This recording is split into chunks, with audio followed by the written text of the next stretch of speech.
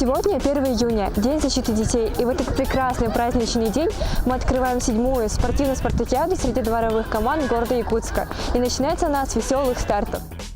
От дворовой команды Международным спортивным играм «Дети Азии». Под таким девизом прошла 7-я дворовая спартакиада среди школьников города и пригородов. Организаторами выступили Управление по физической культуре и спорту окружной администрации, Управление образования и детский подростковый центр. Именно с дворовой спортивной площадки начинаются первые шаги в большой спорт. В тот день за право быть самым спортивным округом города Якутска боролись учащиеся 15 команд.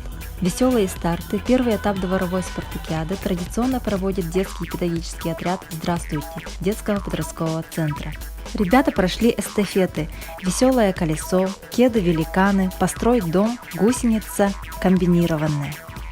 Все команды показали ловкость, быстроту и смекалку, но всегда побеждает сильнейший. Первое место заняла команда Тулагина-Кельдямского наслега, второе место – село Пригородный, третье место – Хатасский наслег. Дворовая спартакиада будет проходить с 1 по 9 июня по 4 видам соревнований, и у каждой команды есть шанс проявить все свое умение и стремление к победе.